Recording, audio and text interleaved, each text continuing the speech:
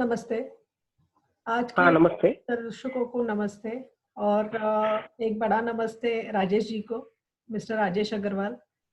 आज हम एक नया कार्यक्रम करने जा रहे हैं, नया प्रोग्राम शुरू करने जा रहे हैं। कई बार हम लोगों ने देखा है कि बच्चों को अगर हम लोग कुछ पूछते हैं कि आपको क्या करियर करना है, तो वो कुछ तो नाम बता देते हैं कि मुझे ये बनना है या मुझे वो बनना है, मुझे डॉक्टर बनना है, इंजीनियर बनना है या मुझे दूसरे किसी चीज़ में करियर करना है या मुझे सीए बनना है या मुझे आर्किटेक्ट बनना है। बट वो सब बनने में या उसके लिए उन्हें क्या करना चाहिए या वो करने के बाद वो कहाँ तक पहुँच सकते हैं या उस करियर के क्या मायने हैं या उस करियर में उन्हें क्या काम हाँ, करना पड़ेगा, वो सब बारे में उन्हें कुछ पता नहीं होता। बच्चों को बहुत कन्फ्यूजन होता है और कई बार वो लोगों ने जो सोचा होता है वैसे उनके करियर में कोई स्कोप नहीं होता। लाइक कई बार हम लोगों ने देखा है कि कुछ बच्चे अपने कुछ काम सिलेक्ट करते हैं या अपना कुछ करियर सिलेक्ट करते हैं, वो उन्होंने किसी और के पास से सुना होगा या किसी और का देखा होगा कि उनके कोई रिलेटिव है, कोई फ्रेंड के फादर है या और कोई रिलेटिव है जो उस करियर में है और उसी करियर को बच्चे भी चूज़ कर लेते हैं। और चूज़ हो जाने के बाद या उस करियर में उनका काम शुरू हो जाने के बाद उस करियर के लिए वो जो भी करना चाहते हैं या जो भी उनको करियर में रिक्वायरमेंट होती है, वो रिक्वायरमेंट या वो क्वालिफ़िकेशन लेते-लेते कुछ साल बीत जाते हैं। कुछ साल बीतने के बाद में भी कई बार ऐसा होता है कि वो लोगों को कन्फ्यूज़न हो जाता है कि अरे! अभी इसमें क्या करना है आगे? आई डिडन्ट नो कि ये करियर में ऐसा काम करना पड़ेगा। या कई बार ऐसा होता है कि वो करियर शुरू भी कर देते हैं, जॉब भी शुरू कर देते हैं, फिर वो सोचते हैं कि नहीं ये डेस्क जॉब है, मुझे डेस्क जॉब नहीं चाहिए। तो ऐसे कई बार बच्चों को काफ़ी कन्फ्यूज़न होता है कि वो जो करियर चूज़ करते हैं उसके बारे में उन्हें कुछ नॉलेज नहीं है। उनको जो नॉलेज दिया जाता है वो आइदर कॉलेज की तरफ से मिलता है, कॉलेज वो क्या कोर्स ऑफर कर रहा है उसी के बारे में बताते हैं। लेकिन उस करियर में और कोर्स में काफ़ी अंतर होता है। उस वजह से काफ़ी बच्चों को कुछ मिसअंडरस्टैंडिंग होती है, काफ़ी उनका टाइम जाता है, काफ़ी उनका एफर्ट्स जाते हैं, काफ़ी पैसे चले जाते हैं, उसके बाद उन्हें रियलाइज़ होता है कि oh no! This is not what I wanted. So इसीलिए आज हम ये एक सीरीज़ शुरू करने जा रहे हैं, जहाँ पे अलग-अलग करियर करने, अलग-अलग सेक्टर से जो-जो भी लोग हैं, उनका हम छोटा-सा इंटरव्यू लेना चाहेंगे और उनके बारे में, उनके काम के बारे में हम जानना चाहेंगे और उनसे कुछ टिप्स हमें मिल सके, जो बाकी के स्टूडेंट्स उस करियर में जाने के लिए कुछ सोच रहे हो या उस करियर के बारे में उनको कुछ कन्फ्यूजन हो, तो वो कन्फ्यूजन थोड़ा-सा दूर हो सके। तो आज हमने हमारे गेस्ट को बुलाया है, हमारे गेस्ट का नाम है मिस्टर राजेश अग्रवाल। नमस्ते सर। नमस्ते। सो ये चार्टर्ड अकाउंटेंट है, उनका चार्टर्ड अकाउंटेंसी का फर्म है और वो काफ़ी बड़े लेवल पर ये काम करते हैं, काफ़ी फेमस है एंड काफ़ी अच्छे से ये काम करते हैं। सो आज हम उनसे जानेंगे कि उनके करियर के बारे में कुछ चीज़ें हम लोग जानेंगे। सो सर हम लोग आपसे जानना चाहते हैं कि आपके फील्ड में like how did you take up this career? मैं आपके क्वेश्चंस का आंसर देने के पहले आपका जो इंट्रोडक्टरी पार्ट था, उसमें कुछ चीजें ऐड करना चाहूंगा। श्योर। आपने बहुत ही अच्छा, बहुत ही उम्दा एक उपक्रम आपने हाथ में लिया है। Thank you. इसके लिए मैं आपको बहुत बहुत शुभेच्छा देता हूँ थैंक यू। और आपका अभिनंदन भी करता हूँ। इसमें आपने जो कहा कि बच्चों को कई चीजों का ज्ञान न होते हुए वो आगे बढ़ते हैं और आगे बढ़ने के बाद उन्हें पता चलता है कि कहीं मैं गलत रास्ते पे ना हूं, न वो आगे जा पाते हैं ना पीछे जा पाते हैं। सही है। और मैं जिस शाखा से हूँ, वाणिज्य शाखा से हूँ, मैं मेरा एक अच्छा डिग्री है चार्टर्ड अकाउंटेंसी का। वाणिज्य शाखा की सर्वोत्तम डिग्री है चार्टर्ड अकाउंटेंसी। मैं उसके बारे में आपको एक चीज बताना चाहता हूँ इस आपके शो के माध्यम से कि चार्टर्ड अकाउंटेंसी में कोई मार्केटिंग नहीं होता। पहली चीज, लोगों को इसके बारे में बहुत ज्ञान नहीं है। उसका एक कारण है कि इसमें कोई मार्केटिंग जैसा चीज नहीं है। ये सेंट्रल गवर्नमेंट का मिनिस्ट्री ऑफ कॉर्पोरेट अफेयर्स के अंडर का एक इंस्टीट्यूशन है जो ये कोर्स चलाता है। अच्छा।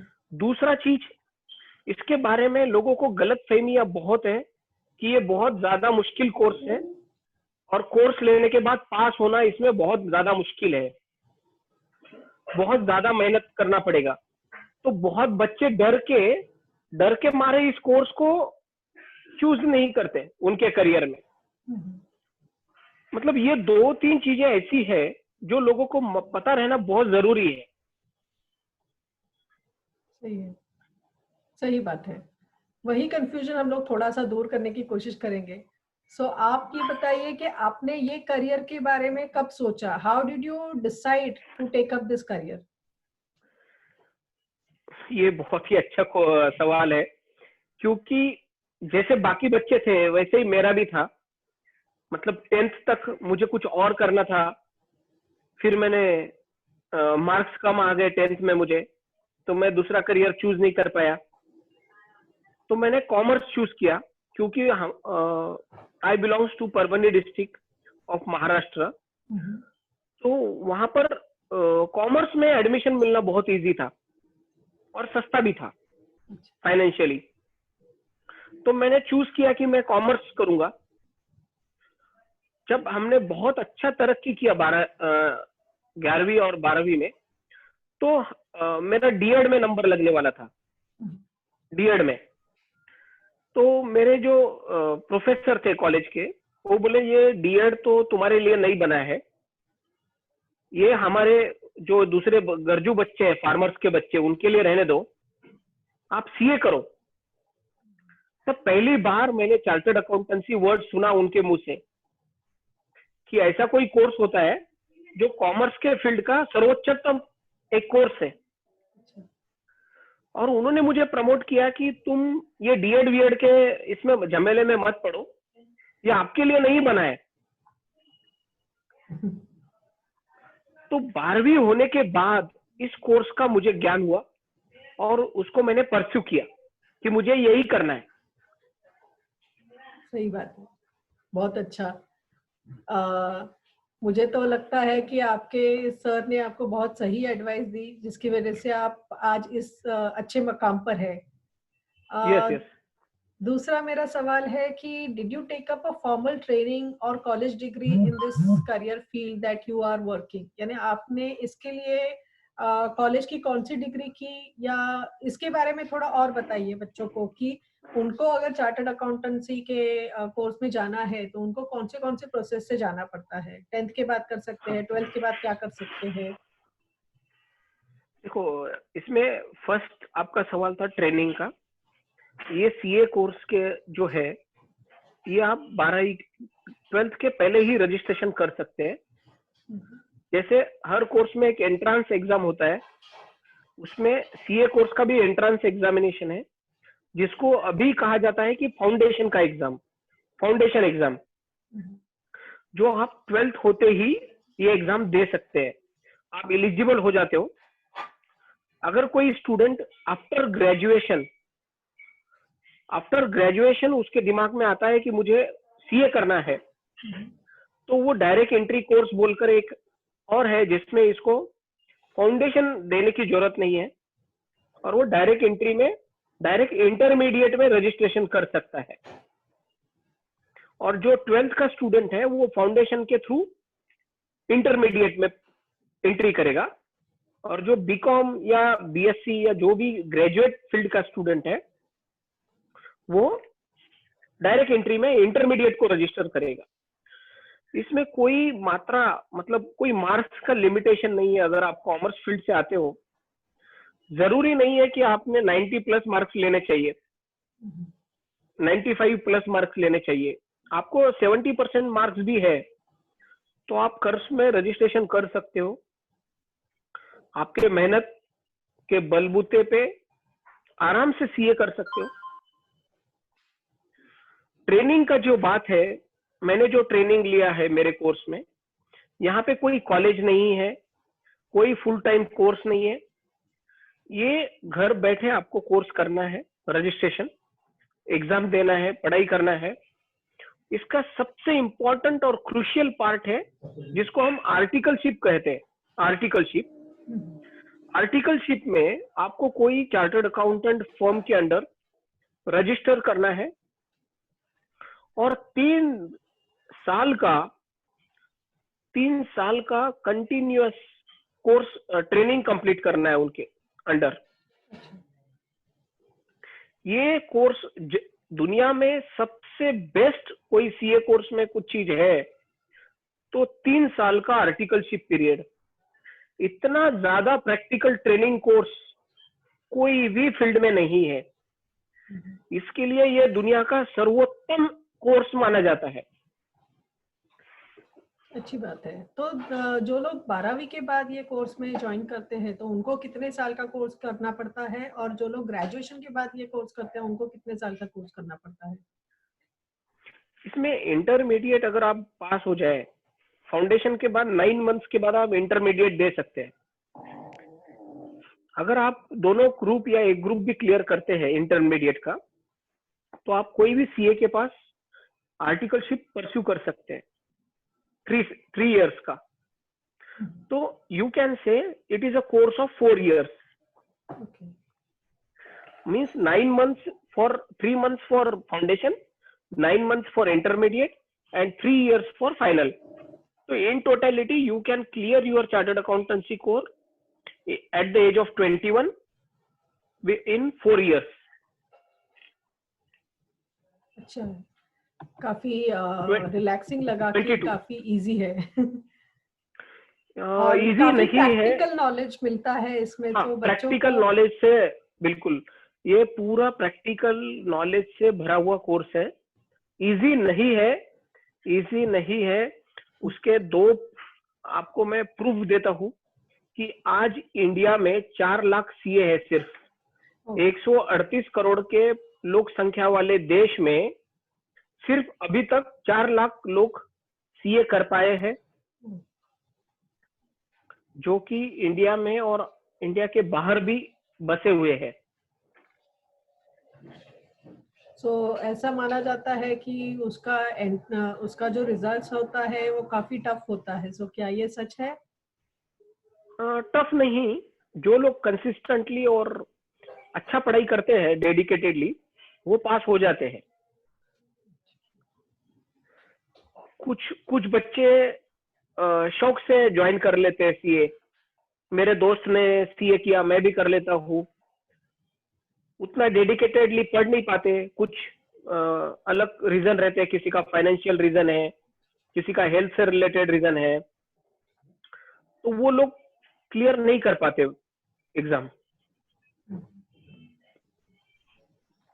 आपने शुरू से इसी के बारे में पढ़ाई की और आप शुरू से इसी फील्ड में हैं, या आपने कभी दूसरे किसी फील्ड में काम करके आप इस फील्ड में आए, ऐसा नहीं हुआ? राइट? नहीं, अभी फील्ड जो है, यूजुअली फील्ड दूसरे कोर्स में होता है। जैसे आपने इंजीनियरिंग किया और एमबीए किया, तो आप मैन्युफैक्चरिंग कंपनी के बजाय मार्केटिंग में ज्वाइन कर लिए। ये सीए में क्या होता है, अलग अलग सब्जेक्ट होते हैं। कोई ऑडिटिंग में स्पेशलाइजेशन करता है, कोई टैक्सेशन में करता है। तो मैंने जो स्पेशलाइजेशन किया है मेरे करियर के लिए, मैंने वो टैक्सेशन सब्जेक्ट चूज किया है। टैक्सेशन में भी मेरा इनडायरेक्ट टैक्स एक स्पेशलाइजेशन है, जो बहुत कम लोग पुणे में प्रैक्टिस करते हैं। अच्छी बात है, यानी आपका स्पेशलाइजेशन काफी कम है। जैसे आपने बताया कि सीए करने वाले काफी कम लोग हैं इंडिया में, उसमें भी पुणे में आप जो बोल रहे हैं, या आपका जो स्पेशलाइजेशन है non direct tax, indirect tax, so उसमें आप लाइक कुछ गिने हुए लोगों में से आप एक है। हाँ, बिल्कुल बिल्कुल। What did you want to achieve with your career? Is this your dream career? यानी आपने इसके बारे में पहले से ही सोच के रखा था, और या आपको इस करियर से क्या उम्मीदें थी कि ये आपको अच्छा पैसा दे, या ये आपको अच्छा लाइफस्टाइल दे, या ये आपको इजी हो जाए, या इससे आपकी जो इच्छाएं थी वो सब पूरी हो, या आपका क्या उद्देश्य था ये करियर चूज करने में? मैं आपके क्वेश्चन को 2 पार्ट में डिवाइड करता हूँ। 1, ये जो करियर है, ये आपको 2 चीज देता है, सोसाइटी में रिस्पेक्ट, जो एक हर एक आदमी का एक एक्सपेक्टेशन होता है, और दूसरा पैसा, जिसके लिए आपने मेहनत करते हो। तो ये करियर में मुझे दोनों चीज मिल रहा है, सोसाइटी में रिस्पेक्ट भी है और पैसा भी है। अभी फील्ड चेंज करने की बात है, तो ये हर एक आदमी जो भी करियर चूज करे, एक लिमिट के बाद आफ्टर 20 ईयर्स 15 ईयर्स वो काम कर करके बोर हो जाता है। उसको चाहता है कि वो मैं क्या करूं, और ये आईटी इंडस्ट्री रहो, मैन्युफैक्चरिंग रहो, सर्विस इंडस्ट्री रहो, ये एक आदमी का स्वभाव है कि कोई भी चीज एक साथ कर करके, एक सरीका कर करके वो आदमी बोर हो जाता है। मगर मैंने जो मेरा करियर चूज किया है वो मेरा मतलब फेवरेट सब्जेक्ट है, जिसको मुझे पढ़ने की जरूरत नहीं है। मैं चलते चलते भी 2 घंटे पढ़ लेता हूँ रोज। मतलब लोगों को मेहनत करके पढ़ना पड़ता है, मुझे शौक से पढ़ता हूँ वो सब्जेक्ट के बारे में मैं। तो मेरी एक रुचि है ये विषय में, तो मुझे चेंज करने की अभी उसमें जरूरत नहीं है, क्योंकि मेरा रुचि वाला सब्जेक्ट है ये। तो ये आपका ड्रीम करियर है? ड्रीम करियर कैसा है, मैंने सच में कभी ड्रीम नहीं देखा था ये करियर के बारे में। एक सब्जेक्ट में मुझे रुचि आ गई, मेरे को इतना समझ में आ गया वो सब्जेक्ट कि मुझे लगा कि अभी ये मैं करियर इसी सब्जेक्ट में करता हूँ, और मैंने चूज किया वो सब्जेक्ट। अगर ड्रीम अगर देखेंगे आप मेरा, तो I like to be in a conceptual market. जैसे आप देखते हो कि लोग नए नए कंसेप्ट लेके मार्केट में आते हैं। उबेर है, ओयो है, जोमेटो है, ओयो है, मतलब जो ये कंसेप्ट लेके लोग आए हैं अलग अलग मार्केट। मुझे मेरा ड्रीम है कि मैं कुछ कंसेप्ट लेके मार्केट में आऊं, जिसको मैं अक्रॉस इंडिया चला सकूं। बहुत अच्छी बात है। Professionally I am well settled, मुझे कोई तकलीफ नहीं है। मगर अगर ड्रीम की बात करेंगे आप, तो मुझे लगता है मेरा एक ड्रीम बिजनेस है, वो कंसेप्चुअल बिजनेस रहना चाहिए। It's not like profession, it's not into manufacturing, it should be e commerce business, conceptual business. अच्छा है, अच्छी बात है। बहुत जानकर बहुत अच्छा लगा कि इतने अच्छे मकाम पर पहुंचने के बाद में भी आपको कुछ और नया करने की इच्छा है, वो काफी सराहनीय है। सो अब हम बढ़ते हैं अपने अगले सवाल की तरफ। अगला सवाल है how much time do you recommend newcomer to spend for this career to be in considerable post, यानी कोई ऐसा पोस्ट, यानी ये पोस्ट जहाँ पे हम लोग ये कंसिडर कर सके कि हाँ ये अच्छा पोस्ट है।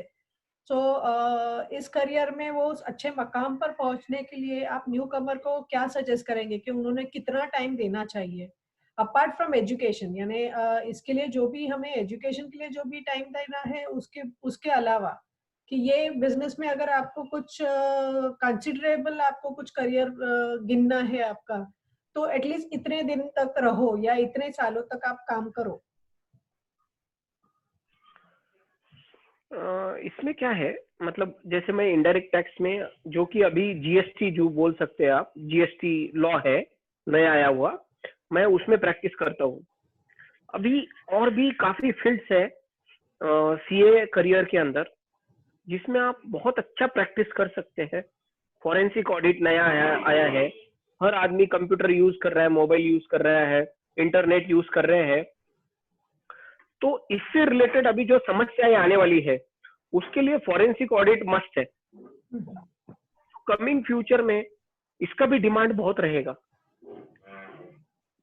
जैसे हम सुनते हैं आर्टिफिशियल इंटेलिजेंस आने वाला है, डाटा एनालिसिस आने वाला है, ये सब आ गए हैं। कुछ चीजें उतना प्रचलित नहीं हुए हैं, मगर कई कई जगह पे आ चुके हैं। तो इससे रिलेटेड भी बहुत ज्यादा अपॉर्चुनिटीज चार्टर्ड अकाउंटेंट्स को है।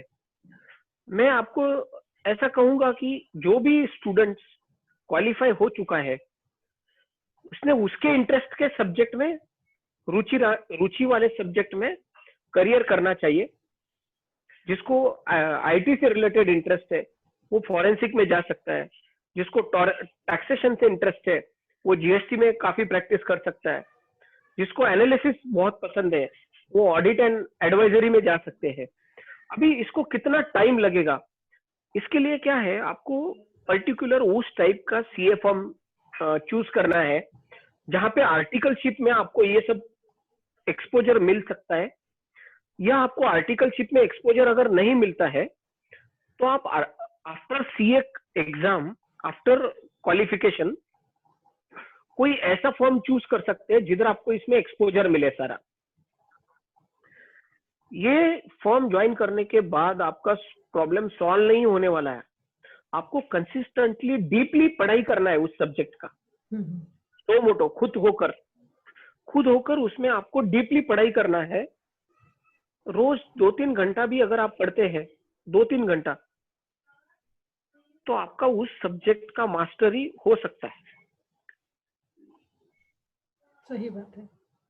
हमेशा मैं तो मानती हूँ कि पढ़ने के लिए कोई उम्र नहीं होती, या पढ़ने के लिए हमें कोई स्पेसिफिक जरिया नहीं होता कि हम लोग यहीं से पढ़ना चाहिए या यहीं से हमें ट्रेनिंग मिल सकती है, या ना उसके कोई बंधन नहीं है। मेरा मतलब है कि लर्निंग के लिए कोई उम्र नहीं होती, ना ही कोई प्रॉपर फॉर्मेट होता है। वो कहीं से भी कभी बिल्कुल भी सीखा जा सकता है, and a person should be always a learner.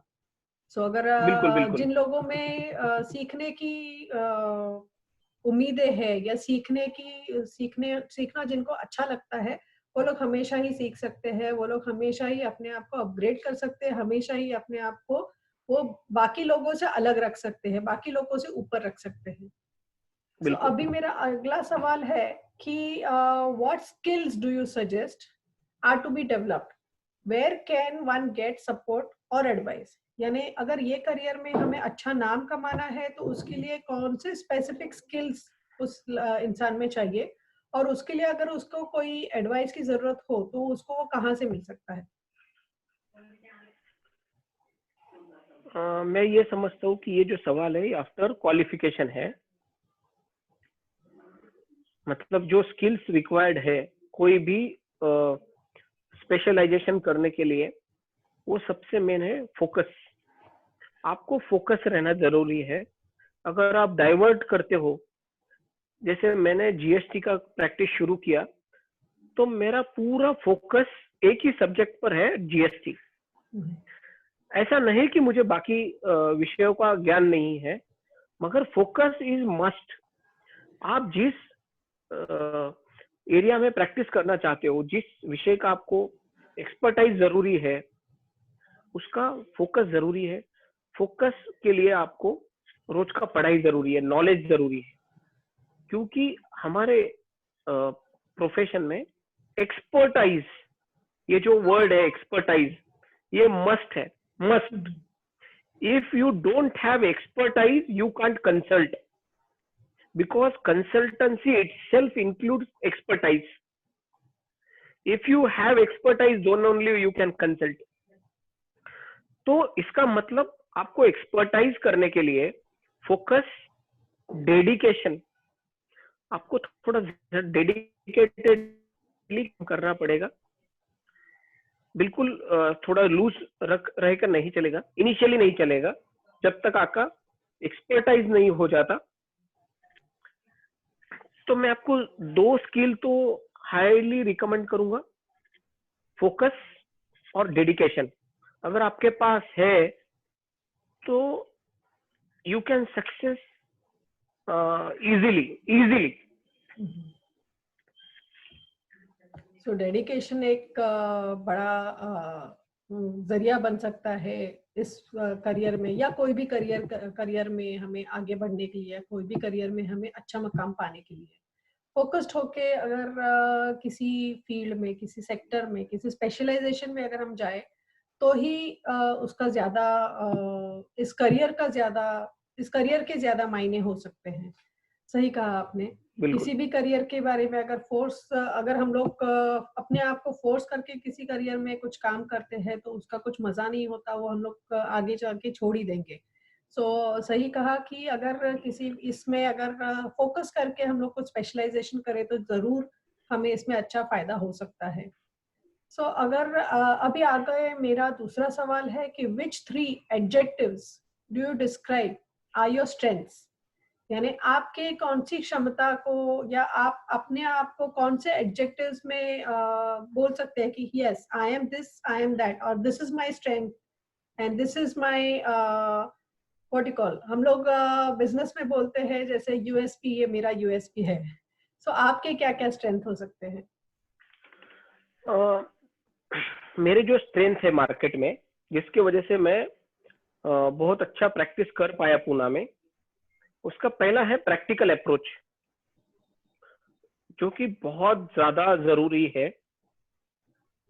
Theoretical answer बहुत लोग दे देंगे आपको, हर बुक में मिल जाएंगे आपको आंसर, आप गूगल करेंगे आपको काफी इंफॉर्मेशन मिल जाएगी, मगर अप्रोच आपका कभी भी प्रैक्टिकल रहना चाहिए। तो वो एक मेरा यूएसपी है। दूसरा मार्केट में है कि मैं इजीली अवेलेबल हूँ इंडस्ट्री में, बहुत फ्लेक्सिबिलिटी है, मतलब प्रैक्टिकल अप्रोच रहने से मैं उसको फ्लेक्सिबली सेट कर देता हूँ। जो भी प्रॉब्लम रहेगा उसको हर तरीके से मोड़ के किस तरीके से उसको सॉल्व किया जा सकता है, मैं उसको डाइवर्ट कर सकता हूँ। That is my expertise. Knowledge सबको है, नॉलेज मुझे भी है, एक्सपर्टाइज मुझ में भी है, एक्सपर्टाइज आप में भी है, मगर मेरा यूएसपी है my approach is very practical, flexible हूँ, अंडरस्टैंडिंग कैपेबिलिटी मेरा बहुत अच्छा है, कोई भी प्रॉब्लम को समझकर उसका सॉल्यूशन निकालना मेरे को अच्छे से जम सकता है। सही बात है। जितना मैं आपको जानती हूँ उसमें मैं तो ये एडजेक्टिव्स में इसमें 3 से ज्यादा मैं काफी सारे एडजेक्टिव्स डाल सकती हूँ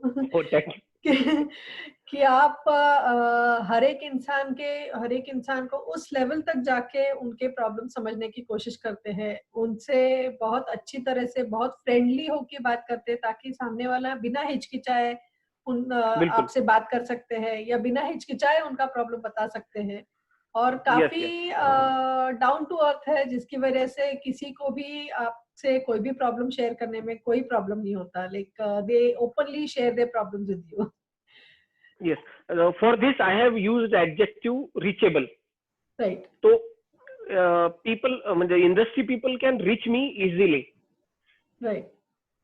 So I am friendly, no doubt I am friendly with my clients, my departmental people, my working team. But I am reachable because I am down to earth and I am friendly with the people. Right. So अब हम बढ़ते हैं हमारे अगले question की तरफ, अगले सवाल की तरफ।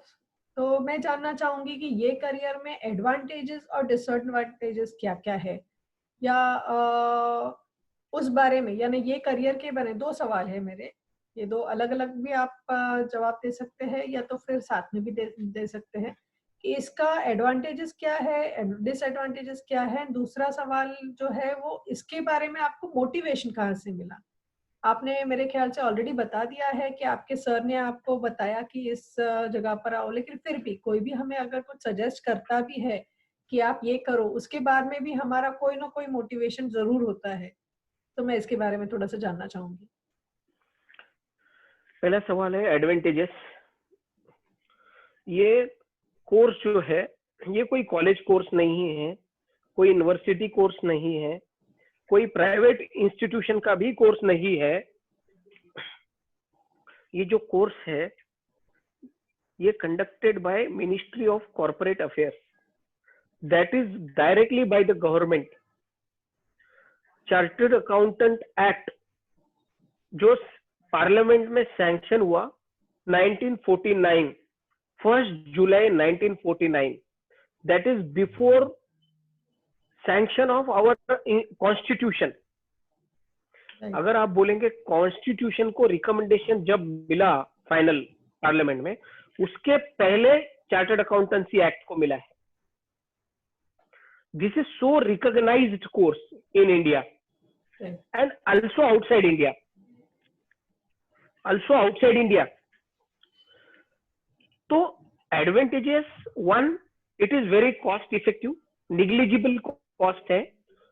गरीब से गरीब रिक्शे वाले का आदमी, चाय वाले का बच्चा भी ये कोर्स कर सकता है, कोई उसको लाखों में फीस देना नहीं है। बहुत कॉस्ट इफेक्टिव कोर्स है। दूसरा बेनिफिट है, ये रिस्पेक्टेड कोर्स है सोसाइटी में। आप कहीं पर भी जाओ, आप बताइए चार्टर्ड अकाउंटेंट हूँ, आपको, मैंने जैसा बताया आपको, दुनिया में सिर्फ 4 लाख चार्टर्ड अकाउंटेंट है, तो उसका एक अलग ही रिस्पेक्ट है सोसाइटी में। चौथा एडवांटेज, आपको जॉब या प्रोफेशन में प्रैक्टिस, या आपको इंडस्ट्री भी चालू करना है खुद का, तो इसमें कहीं पर भी दिक्कत नहीं है। कोर्स करने के बाद आपको जॉब भी इजीली मिल जाएगा, प्रैक्टिस सेट कर सकते हो आप खुद का। तो जो पैसे के हिसाब से भी अगर आप देखेंगे, तो जो ये करियर चूज करता है वो जल्दी अपना लाइफ सेटल कर सकता है। डिसएडवांटेज, एक बहुत बड़ा डिसएडवांटेज है, इसमें फोकस, डेडिकेशन से पढ़ाई अगर आप नहीं करते हो तो आप पीछे नहीं जा सकते वापस। ऑलरेडी आपने आधा करियर वही वेस्ट किया रहता है।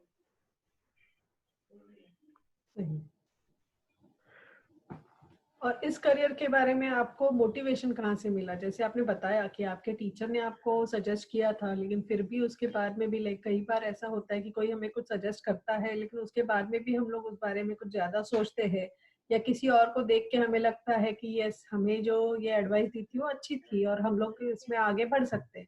सो आपका ये करियर के बारे में, आपको ये करियर के बारे में कहाँ से मोटिवेशन मिला? मोटिवेशन मुझे मेरे फैमिली से ही मिला। मेरे पेरेंट्स ने ही मुझे मोटिवेट किया ये करने के लिए, और उनकी वजह से ही वो कंप्लीट भी हो पाया हो। मैं जानती हूँ कि आपके फैमिली में भी ऑलमोस्ट ये आपका फैमिली बिजनेस ही है। आपके फैमिली में भी काफी दूसरे लोग हैं जो आपके फर्म में यही सेम करियर में है। आप उनके बारे में कुछ बताना चाहेंगे कि आपके फैमिली में और कौन कौन है जो चार्टर्ड अकाउंटेंट है? मेरी वाइफ है रूपल, मेरे भाई है शंकर, मेरे भाभी जी है रश्मि। सारे चारों लोग हम चार्टर्ड अकाउंटेंट है और प्रैक्टिस ही करते हैं सब। सही बात है। तो मेरे ख्याल से वो इतना अच्छा हो जाता है कि एक फैमिली के सभी लोग एक करियर में है, तो सब लोग के वेवलेंथ बहुत अच्छे से जुड़ते हैं, सब लोग बहुत अच्छे से इस करियर में और आगे बढ़ सकते हैं। सो अब हम लोग यस, आते हैं हमारे नेक्स्ट सवाल, दूसरे सवाल की तरफ। So tell me about a difficult time that you had and how did you resolve it and what did you learn from that challenge? हर एक इंसान के करियर में ऐसा कुछ न कुछ उतार चढ़ाव आते हैं, तो कई बार कभी ऐसा भी हुआ होगा कि आपको कुछ चैलेंज हुआ या चैलेंज आया आपकी लाइफ में, तो आपने उसको कैसे रिजॉल्व किया, वो प्रॉब्लम को कैसे रिजॉल्व किया? देखो, स्टडी में तो हर स्टूडेंट को रोज चैलेंज आता है, डिफिकल्टी आते हैं। स्टडीज में ऐसा लगता है कि पता नहीं मैं कब छोड़ दूं इस कोर्स को। यूजुअली जिसके पास फोकस नहीं है उनका प्रॉब्लम आता है।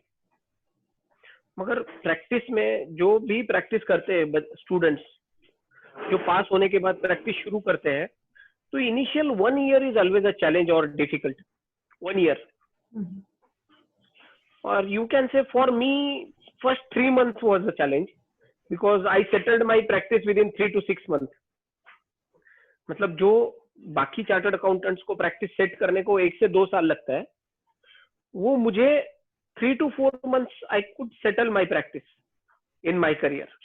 तो जो 3 से 4 महीने थे शुरू के, वो मेरे लिए बहुत डिफिकल्ट थे, क्योंकि उस पीरियड में एक नर्वसनेस होता है कि कहीं मैं गलत तो डिसीजन नहीं ले रहा हूँ प्रैक्टिस में जाकर, शायद मैंने जॉब करना चाहिए। ये जो टाइम होता है ना, ये हर एक के करियर में डिफिकल्ट टाइम होता है। हर एक के लाइफ में एक डिफिकल्ट टाइम है, हर चार्टर्ड अकाउंटेंट के टाइम में डिफिकल्ट है। जो बंदा इंडस्ट्री में है उसको लगता है कि मैंने सीए बनने के बाद प्रैक्टिस शुरू करना चाहिए था, और जो लोग प्रैक्टिस में है उसको लगता है कि मैंने जॉब में जाना चाहिए था। ये वही लोगों के साथ होता है जिनको वो डिफिकल्ट टाइम में प्रॉपर डिसीजन नहीं ले पाते। सो आपने आपकी लाइफ में ये प्रॉब्लम नहीं आया, या आपने इस प्रॉब्लम को कैसे रिजॉल्व किया?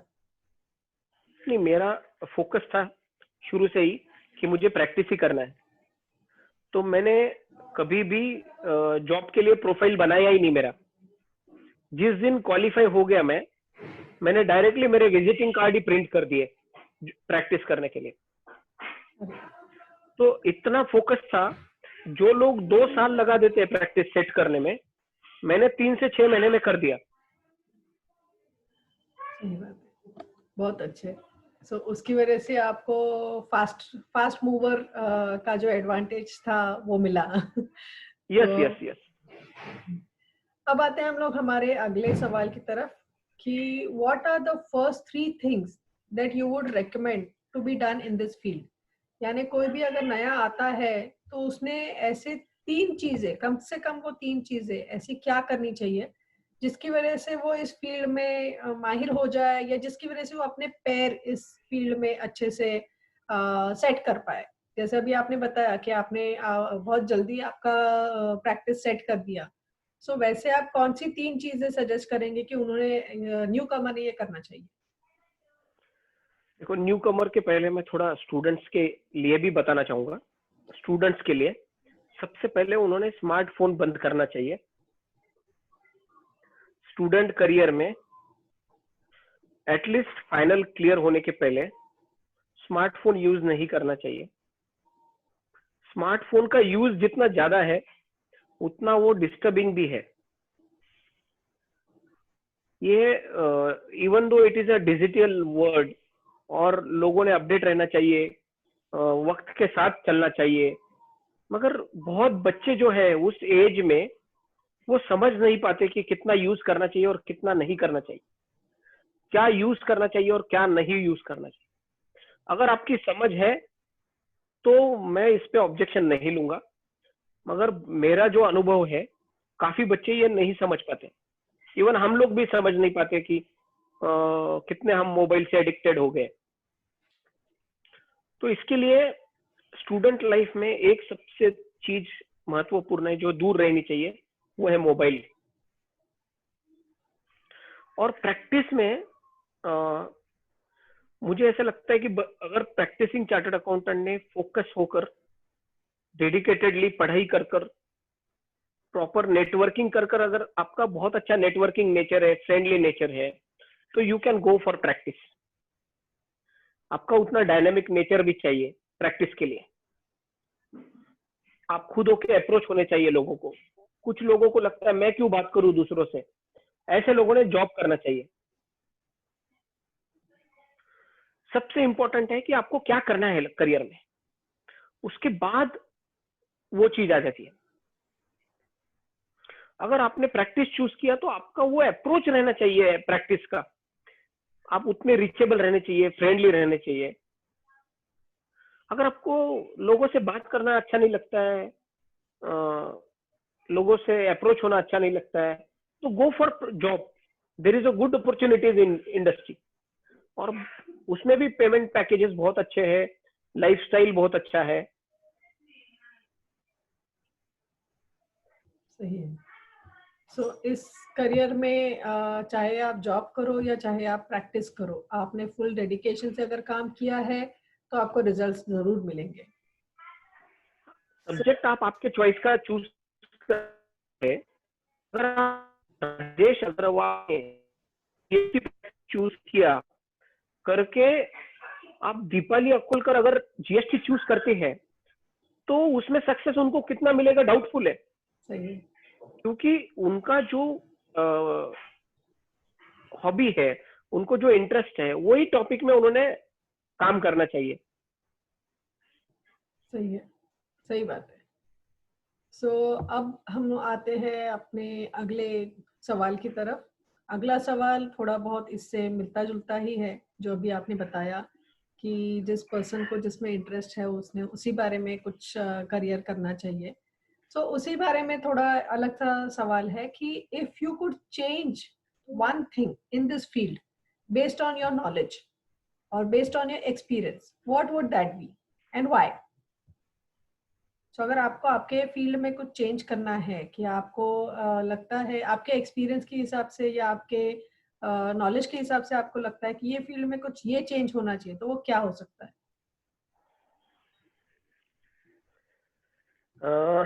थोड़ा सा नेगेटिव बात है, मगर मैं बताना चाहूंगा। डेफिनेटली आपने सवाल किया है तो मैंने जैसे आपको बताया, हमारा जो फील्ड है वो मिनिस्ट्री ऑफ कॉर्पोरेट अफेयर्स के अंडर काम करता है। इसके लिए मैं इस फील्ड को एक रिजर्व कैटेगरी के जैसा ट्रीट करता हूँ। हमारे को ये फील्ड को बहुत ज्यादा गवर्नमेंट के रिजर्वेशन है। जैसे आपको आपके बैलेंस शीट है, सीएनए साइन करना चाहिए। मतलब सीएनए ब्लाइंडली साइन करो, ऑडिट करके करो, उसका रेवेन्यू फिक्स है, इनकम फिक्स है। मतलब उससे क्या होता है, बहुत ज्यादा इंडस्ट्री में मेहनत करने के लिए मोटिवेशन नहीं होता। अगर आपका टारगेट 25 लाख कमाने का है, 50 लाख कमाने का है, तो आप इजीली कमा सकते हैं, आपको मेहनत करने की जरूरत नहीं है। तो बहुत सारे लोग एक्सपर्टाइज की ओर नहीं जाते फिर उसकी वजह से, क्योंकि आपको इजीली मनी मिल रहा है गवर्नमेंट से। गवर्नमेंट आपको रेवेन्यू क्रिएट करके दे रहा है हर बार। कुछ भी नया आता है तो उसको सीए से जोड़ दिया जाता है।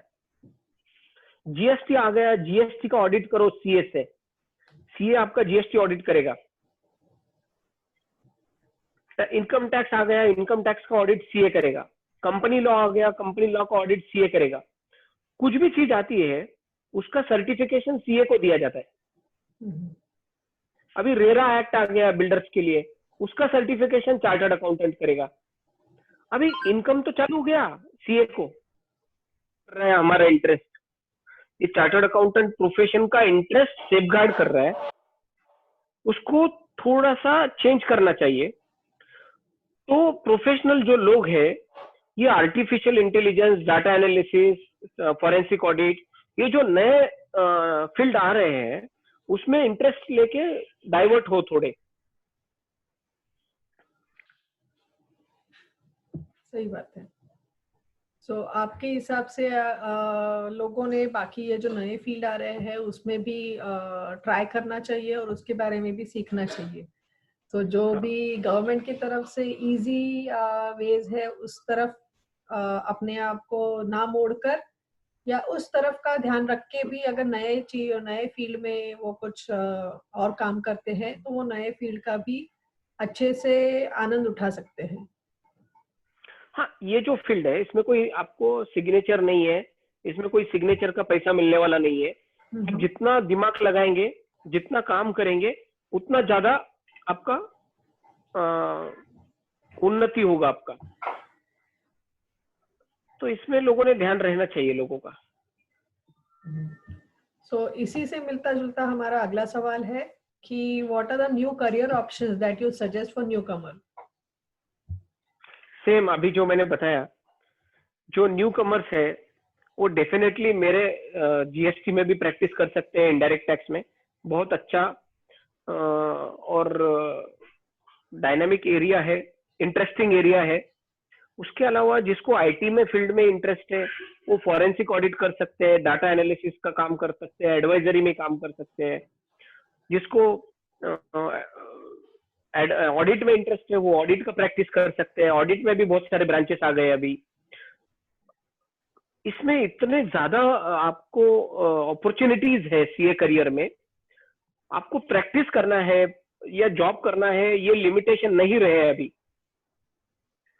आप खुद का इंडस्ट्री भी डाल सकते हैं, खुद का स्टार्टअप चालू कर सकते हैं। You can support to the industry. तो there are so many opportunities. Students जो क्वालिफाई हुए हैं उन्होंने वाइडर पर्सपेक्टिव से इसको देखना चाहिए। न कि ऑडिट, इनकम टैक्स, अकाउंटिंग, ये इसमें मिक्स ये होना नहीं चाहिए, कंफ्यूज नहीं होना चाहिए, और उन्होंने थोड़ा वाइडर पर्सपेक्टिव से काम करना चाहिए। सही बात है, यानी पहले ही ये करियर इतना अच्छा है कि इसमें बहुत कम लोग हैं, या उसमें स्पेशलाइजेशन करने वाले बहुत कम लोग हैं, और उसके अलावा इस करियर में और भी बहुत सारे नए अपॉर्चुनिटीज है जिसका स्टूडेंट्स फायदा उठा सकते हैं, या जिसके बारे में स्टूडेंट्स सोच सकते हैं। डेफिनेटली आपसे आज हमें काफी सारी चीजें जानने मिली, काफी सारी नई चीजों पे हमारा ध्यान गया जो हम लोगों ने अभी तक सोचा नहीं था कि ये सब भी कर सकते हैं एज अ सीए। और सबसे बड़ी बात, मुझे सबसे बहुत अच्छी बात ये लगी कि ये करियर करने के लिए या ये कोर्स करने के लिए लोगों को लाखों में डोनेशन या लाखों में पैसे देने की, खर्च करने की जरूरत नहीं है। सो ये बहुत अच्छे से अचीवेबल है अगर कोई इंसान डेडिकेटेडली करे तो। Yes, definitely. और इसकी सब कुछ मालूमात आपको www.icai.org ये वेबसाइट पर है। पूरा आपको जितनी डिटेल्स मालूमात चाहिए सब कुछ है उसमें। एक और सवाल मैं आपसे पूछना चाहूंगी, या हम हमारे दर्शकों को ये बता दें कि यहाँ पे जो आप ICWA के बारे में जो जो आपने बताया, उसके भी कुछ इलेक्शंस होते हैं जिसमें आप ICAI, ICAI, हाँ। ओके, ICAI में जो कुछ इलेक्शंस होते हैं, जिस पोस्ट पे आपने काम किया उसके बारे में भी थोड़ा बताइए। जैसे मैंने आपको बताया कि ICAI, institute of chartered accountant of India, ये जो बॉडी है, ये जो इंस्टीट्यूट है, ये मिनिस्ट्री ऑफ कॉर्पोरेट अफेयर्स के अंडर काम करती है। इसका दिल्ली में ऑफिस है। 8 सेंट्रल गवर्नमेंट के लोग और 32 हमारे मेंबर्स ने चुन के दिए हुए रिप्रेजेंटेटिव इस इंस्टीट्यूट को चलाते हैं। इसको हम बोलते हैं सेंट्रल काउंसिल, जो दिल्ली में काम करता है। और ICAI को 5 विभागों में डिवाइड किया हुआ है: western zone, eastern zone, north, south and central. ऐसे 5 इंडिया के जोन में इसको डिवाइड किया है। जो महाराष्ट्र, गोवा और गुजरात ये जो आता है, ये वेस्टर्न जोन में आता है। जो वेस्टर्न जोन है इसे रीजनल काउंसिल कहा जाता है। रीजनल काउंसिल ये अपने रीजन का जो उन्नति के लिए, अपने रीजन के मेंबर्स के उन्नति के लिए, उनके प्रॉब्लम्स कैसे सॉल्व करे, उनको कैसे हेल्प कर सके, सपोर्ट कर सके, गाइड कर सके, उनको अलग अलग बुक्स कैसे प्रोवाइड कर सके, सेमिनार होते हैं, वेबिनार होते हैं, कॉन्फ्रेंसेस होती है, वर्कशॉप्स होते हैं। तो ये रीजनल काउंसिल, सेंट्रल काउंसिल और लास्ट में ब्रांचेस, जो हर मोटे मोटे सिटी में, मेट्रोज में लोकेटेड है, जहां पर 200-250 CA का पॉपुलेशन है, मेंबर्स है हमारे। जो ब्रांच का देख है उस जो भी पुणे 10,000 से ज्यादा मेंबर्स है, पुणे सिटी में 10,000 से भी ज्यादा मेंबर्स है। तो उसके लिए पुणे ब्रांच ऑफ ICAI, इसका ब्रांच ऑफिस है बिब्यूआईडी में, पुणे में। हम क्या करते हैं, मैं रिप्रेजेंटेटिव हूं पुणे के मेंबर्स का, मैं बॉडी पर हूं, ICAI के मैनेजिंग कमेटी मेंबर हूं। हम मेंबर्स के बेनिफिट के लिए साल में 150 से भी ज्यादा अलग अलग एक्टिविटीज करते हैं। मेंबर्स अगर स्ट्रेसफुल होते हैं ऑडिट में, तो स्ट्रेस मैनेजमेंट से रिलेटेड प्रोग्राम लिया जाता है, उनके लिए योगासन के रिलेटेड प्रोग्राम लिए जाते हैं। उनको रिलीफ कैसा दिया जाए, उनको नॉलेज कैसा बढ़ाया जाए, उसके ऊपर हम अलग अलग कॉन्फ्रेंसेस लेते हैं, national conference, international conference, workshops लिए जाते हैं प्रैक्टिकल सब्जेक्ट से रिलेटेड। तो ये बॉडी पे कैसा है, मैंने आपको जैसे बताया, मैं पहले से ही फ्रेंडली सोशल रहा हूँ। तो ये सब एक्टिविटी मुझे शुरू से ही बहुत दिलचस्पी है मेरे को। ये सब एक्टिविटीज में। तो काफी सालों से मैं अभी पुणे ब्रांच का मैनेजिंग कमेटी मेंबर हूँ और अलग अलग पदों पर काम कर चुका हूँ। मैं sir Parshuram college, SP college का बोर्ड ऑफ स्टडीज पर भी हूँ। लॉयंस कॉलेज के, lions club of Pune Ganesh के बॉडी पर हूँ। इसमें बहुत रुचि है और मैं करते रहता हूँ ये सब चीजें। काफी अच्छा लगा ये जानकर कि आप डायनेमिकली आप ये करियर एंजॉय करते हैं और डायनेमिकली आप बाकी लोगों को भी उनके स्किल्स बढ़ाने में या उनकी एक्टिविटीज कराने में या उनको रिफ्रेश करने में आप काफी मदद करते हैं। काफी अच्छा लगा आपसे बात करके और काफी चीजें हमें जानने मिली आपके बारे में, इस करियर के बारे में और इस करियर से जुड़े हुई काफी मिसअंडरस्टैंडिंग भी लोगों की कम हुई होगी, ऐसी मुझे उम्मीद है। Thank you so much. मैं आज स्मार्ट फन एक्टिविटी की तरफ से, फन स्मार्टिज्म की तरफ से या स्मार्ट लर्नर्स क्लब की तरफ से आपको बधाई देना चाहती हूँ कि आप बहुत अच्छे करियर में बहुत अच्छे मकाम पर है और आप आगे भी इस करियर में बहुत उन्नति करें। And thank you so much कि आपने आपका टाइम दिया हमें और आज आपका एक्सपीरियंस सब लोगों के साथ बांटा है। तो उम्मीद है कि स्टूडेंट्स को अपने कुछ सवालों का जवाब मिला होगा। अगर स्टूडेंट्स को अगर किसी विद्यार्थी को इस बारे में कुछ करियर करना है या इस बारे में कुछ सवाल और है तो जरूर हमें लिखिए। कमेंट्स में आप आपके सवाल भेज सकते हैं। हम जितना बन पड़े उतना आपके सवालों के जवाब देने की कोशिश करेंगे। Thank you so much sir. जरूर। Thank you. Thank you, thanks a lot for inviting me, thanks a lot.